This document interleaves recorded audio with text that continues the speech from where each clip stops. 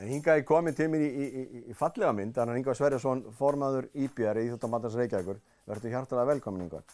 Takk fyrir. Virkilega gaman að fá þig hingað í þetta sett hérna hjá okkur í fyrsta þætti. Við erum svolítið bara að ræða íþróttir almennt á landinu og hvernig finnst þér íþróttalífi ganga í Reykjavík bara svona almennt þegar þú horfir á þetta svona, ef þú getur utanfrá séð? Já, nákvæmlega. Já, íþróttalífið gengur í rauninni mjög vel vegna þess að við sjáum náttúrulega sko bara hvernig íþróttir á Íslandi hafa, hvað þið skipta miklu máli í íslensku samfélagi. Og það er auðvitað fyrst og fremst bara iðkendurnir, notendurnir, foreldrarnir sem að gera það að verkum og hafa séð mikilvægið í þessu, í þessu starfi sem við erum að vinna. Ég legg það nú stundum að jöfna íþróttastarf, skipulagt íþrótta og æskulýðsstarf reyndar, ekki bara þú veist að hlaupa og hreyfa sig, heldur líka bara eiga í samskiptum við jafnaldra og aðra í félagi, að það er bara, ég legg það til jafns við skólastarf á mörgu leyti og ég veit að það er ekki margir kennarar sem kunna mig góða þakkir fyrir það. En ég held að fyrir mjög marga einstaklinga þá bara mótar þetta framtíð, mótar þetta líf til lengri tíma og þá sjáum við líka hversu ábyrgðin er mikil. Er það ekki líka bara okkar hlutverk sem að störfum í íþróttahreyfingunni en að búa til sko umhverfi sem að laðar að og býr til sko öflug einstaklinga bara inn í framtíðina? Það ætti svona eiginlega að vera megin þorra, svona megin gildi okkar. Algjörlega, og það er algjörlega, það á að vera megin gildi. Eitt er svo búið við líka til afreksfólk sem að nær lengra og ber hróður Ísland út allan heim. Það er svona aukaafurðin.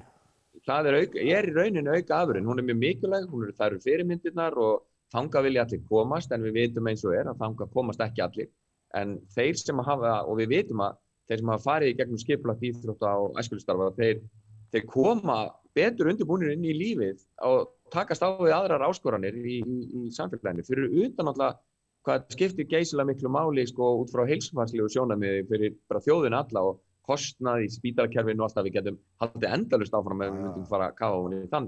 Við getum alveg haldið áfram með áráðurinn, við erum öflug í þessu, við stöndum okkur vel í þessu samfélagsuppbyggingu, en sko nú horfa félög á landsbyggðinni horfa sko aðdóðanir og svona öfundar augum á höfuðborgarsvæðið með þá sérstaklega varðandi sko aðstöðuppbyggingu og þessa framtíðar.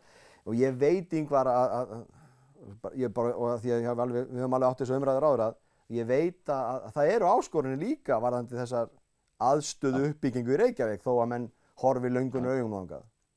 Já, það hefur sko gengið mjög vel. Það sem er kannski, ef ég á að segja hvað gengur einna best er að það er rosalega góð samstaða á milli íþróttafélagana í Reykjavík og innan sveitafélagsins að vinna saman og reyndar með sveitafélaginu líka.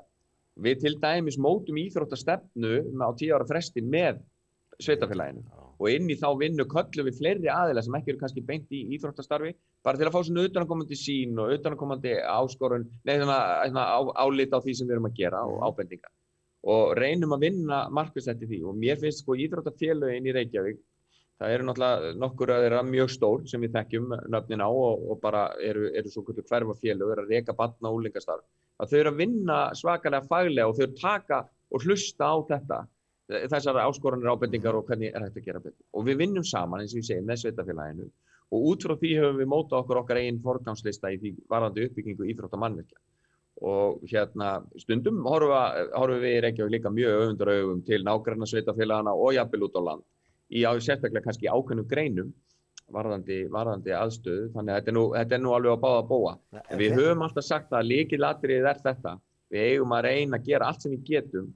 Það sem við vinnum eftir og er megin stefið í okkar stefnu og mér finnst það eigi að vera út allt land að við eigum að reyna að byggja upp íþrótta og æskulýðsstarf og aðstöðu fyrir okkar börn og unglinga eins nálægt þeim og við mögulega getum.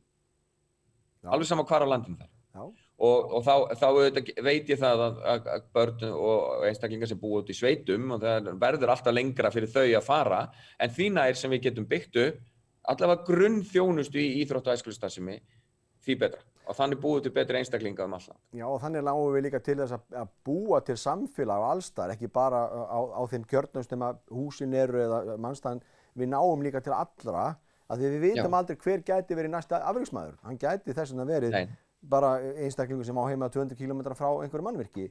En þannig náum við til þeirra. Ég alveg hjartanlega sammála. En finnst þér vera nóg pláss fyrir alla þessi iðkendur sem eru í Reykjavík í mannvirkjum? Nei, ég meina, sko, við erum það er nú mannlegt eðli, við viljum alltaf aðeins meira, við getum alltaf bætt við okkur einni æfingu, sko. Eða tveim út byrjaður, sko. Eða tveim, sko, ef við förum þangað. Nei, ég meina, það auðvitað fullt af áskorunum sem við stöndum frammi fyrir, auðvitað bæði rekstrarlega og svo líka mannvirkjalega. Við erum í miklum vandræðum niður í Laugardal með, þrátt fyrir þessa frábæru íþróttaaðstöðu sem þar og þá erum við miklum vandræðum með Þrótt og Ármann og aðstöðu fyrir þær vaxandi, þau félög sem hafa verið mjög vaxandi og þær deildir sem þar eru. Það hverfi hefur svolítið svona næst á dagskrá að taka mjög alvarlega á og svo auðvitað út í Vesturbæ hjá KR eru mikil áform og þar vantar líka aðstöðu. Valsmenn hafa verið að benda á ákveðna hluti, þannig að við erum og fleiri stöðum. En tækifærin liggja náttúrulega líka í aukinni samvinnu og samnýtingu og þú veist, og það sem við verðum að velta fyrir okkur í þessum dýru mannvirkjum sem við erum að byggja, að við Íslendingar erum við framalega á meirinni þar, sko, að reyna, við verðum að passa upp á að við finnum, sko, hvernig við getum nýtt þessi mannvirki eins mikið og hægt Þannig að þú veist, við standi sem minnst tóm. Það er dýrt að láta það standa tóm, virkilega dýrt. Það er dýrt að láta það standa tóm, já. En má ég spyrja bara rétt aðeins í lokin, Ingvar, en því að ég veit að það áskorunir víða út á landsbyggðinni að finna starfsfólki, eða semst bara fólk í stjórnir, sjálfboðaliða og annað slíkt. Er þetta áskorunir í Reykjavík líka? Já, þetta er áskorun, þetta það sem ég ætlaði að nefna því þú aðeins að nefna það við mig fyrir að þú ætlaði að spyrja líka hver áskorunar. Og þetta áskorunar. Við erum, af því ég var að segja það hversu samfélagslega mikilvæg erum, að þá þetta pólitíkin og samfélagið í heild farið að gera meiri kröfur til okkar líka. Og það er bara gott og það er eðlilegt. Það er gerðar og kröfur sem við verðum að standa betur undir á mörgu leyti. Jafnréttismál, jafn aðgengi að mannvirkjum og tímum, siðamálin hafa verið rosalega þung fyrir íþróttarhreyfinguna á undanfarið og við verum átt okkur á því að þetta eru stærstu fjöldahreyfinga á landinu og það geysilega margar svona áskoranir. Og svo höfum við það hefur verið styrkur hreyfingarinnar, hefur verið sjálfboðaliða starfi. Og núna allt í einu það er orðið erfiðar og erfiðar að fá fólk bæði meiri hraði í samfélaginu, meiri kröfur, eins og ég segi, gerðar.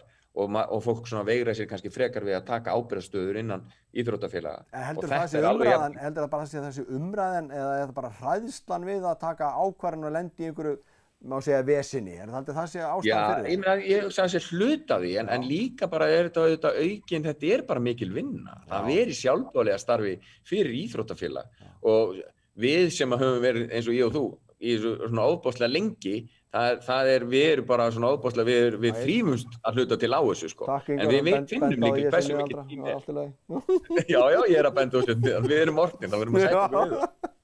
En svo það líka og svo líka áskorun hjá íþróttarhreyfingunni í heild sinni og það mjög mikilvægt mál sem kannski getur rætt líka seinna í þættinu þínum og það að við þurfum að hlusta á þá sem að fara að taka við. Við sem erum einmitt að verða miðaldra. Við verðum aðeins að fara að sætta okkur við það að tímarnir breytast með mönnunum, sko.